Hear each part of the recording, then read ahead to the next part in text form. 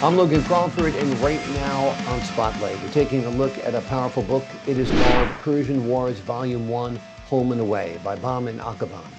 This captivating anthology features compelling stories of Persians navigating diverse challenges across the globe. Today, we will discover how the author's vivid storytelling brings to life the rich experiences and struggles of Persian characters in a changing world. We're delighted to have this very talented author join us here today on Spotlight. We thank the team at Books to Life Marketing for helping us put him in the spotlight today.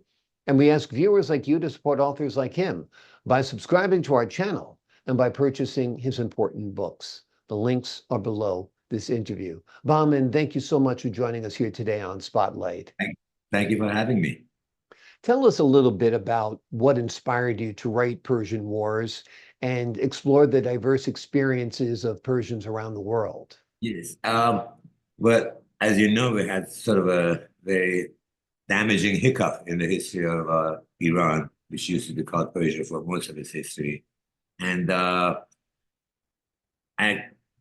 know, and I sort of always felt that there was sort of a huge diversity among the Persians, among the traditional Persians, the Middle Persians, the sort of more affluent Persians, the educated Persians, and it's a very complex people.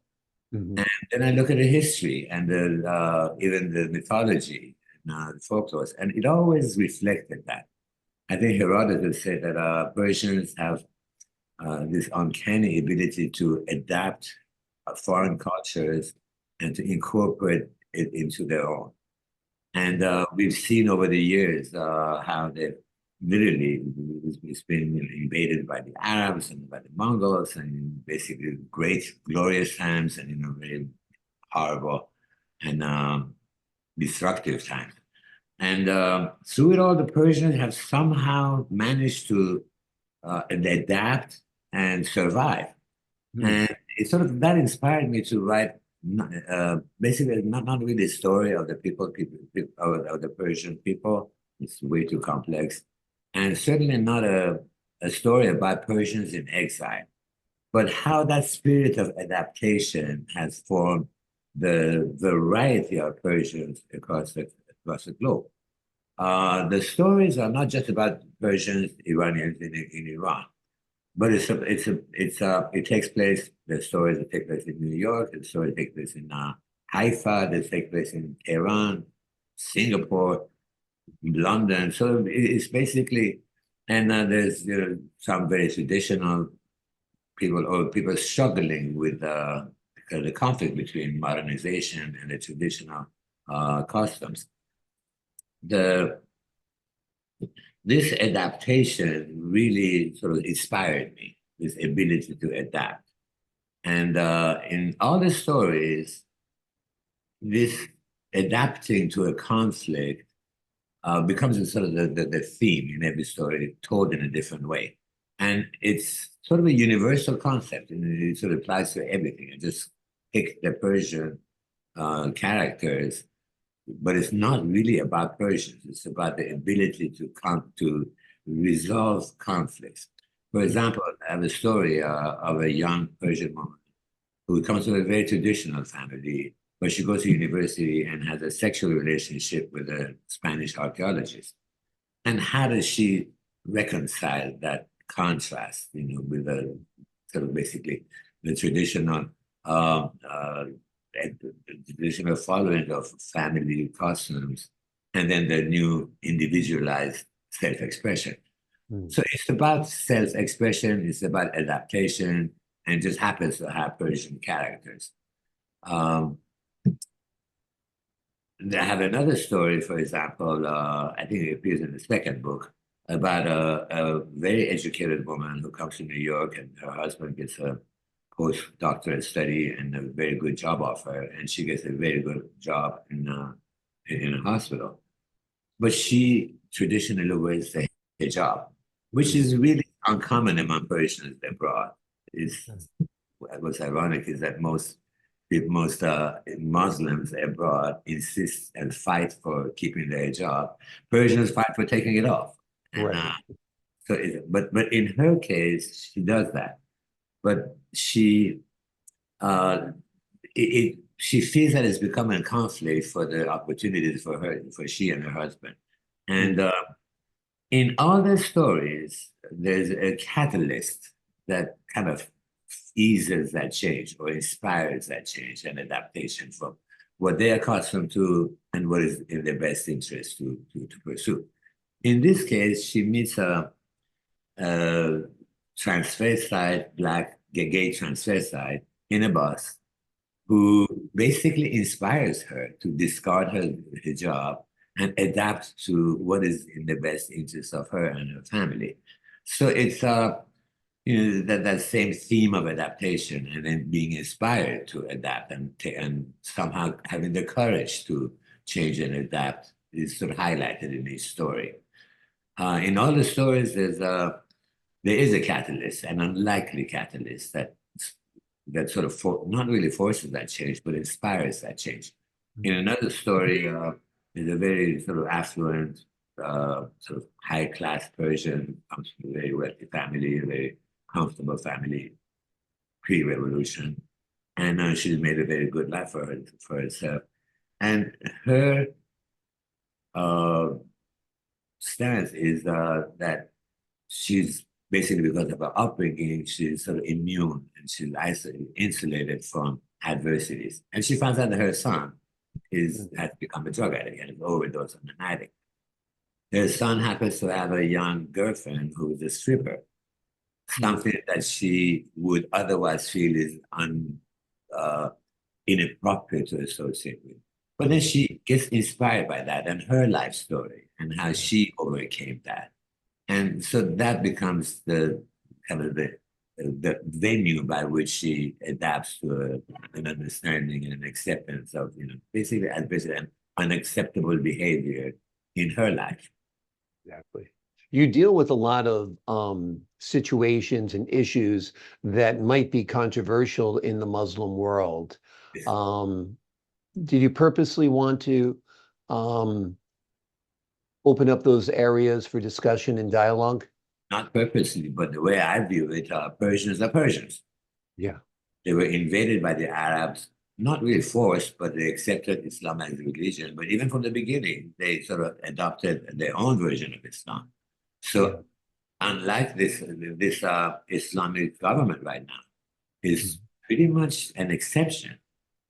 The Iran before the revolution used to be a very modern country. We had discotheques when I was 15 years old.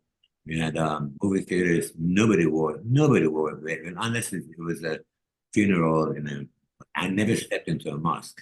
So it's at least there's a group of Persians that would consider themselves Persians. I think everybody considers themselves Persian first, or Iranian, and some adopt Islam as a religion. But it was never dictated until recently, until 1979. It was never dictated by Islam, by any kind of a Sharia law. It was a secular country. The Constitution was written in 1906, and it's a pretty non-religious constitution. It's adopted. It was basically the constitutional monarchy before that. So when you look at some of the great Persian piece of literature, not just the poetry, but especially the Shahnameh, which is a chronicle of the world and the creation of the world and good and evil and everything, from in the context of Persian history. Most of such parts of it are mythological, and it goes back to the invention of agriculture and domestication of animals. And then some of it is actual kings who rule. Some of them are good, some of them are bad, some of them are good, and then transform into bad, and vice versa. And that is the Persian soul, as I see it. That the constant change, constant adaptation, that there's good and there's bad, and there's evil and there's glory. The history of the country sort of demonstrates that in the best possible way. It was a glorious empire at some point, and then it was really decimated by the Mongols. And good kings come, good kings go. Good dynasties come, good dynasties go. So I view this this current government as one of those dynasties that come and will become, hopefully. So me ask you this. This is volume one. How many volumes are you picturing or I have envisioning this published two volumes. anthology? I have published two volumes, and I have written the manuscript of the third volume, but Wonderful. it's not published yet. Altogether, there are 12 stories. Yeah. So each volume is four completely different and unrelated stories. Uh, the fourth volume will be published one of these days, and it's each volume sort of happens to be it just happens to be without my intending it for it to be. Um, the first one is mostly about individual. The second one is mostly about circumstance. The third one is mostly about the current history. Not the pattern, there's exceptions to it, but one story is about the very wealthy Iranians who kind of emigrate to London and build their own society, and very successful, and how the revolution has changed their family, and so for the good and for the bad. Another story is about this young man who comes from the traditional city of Qom, which is the seat of the mullahs, and he goes to Iran to Tehran just before the revolution to study at the university. So it's basically the revolution from the eyes of a traditional Persian man, young Persian man, and it's got different viewpoints, Mm. current and previous. Absolutely. Well, I think they're original stories, they're well-told stories, they're diverse stories of the Persian experience for sure. I think it would be a wonderful series or a series of films as well, because you really create great characters and great conflicts and great issues to be explored, both visually and through dialogue as well. So I think this is a terrific series. The name of the book we've been discussing primarily today is called Persian Wars Volume 1, Home and Away by Bahman Yes. Akhavan. There it is, the beautiful cover as well. That's Volume 1. There's also a Volume 2 ready to go, all ready for sale. Volume 3 is coming. There is Volume 2. And there could be a Volume 4 as well, we're told, which is great. I hope Uh, so. yeah. It's Bachman, thank you so much for joining us here today on Spotlight. Thank you for having me. I appreciate it. I appreciate your time. To the folks at home, I'm Logan Crawford, thanking you for your time this time. Until next time on Spotlight.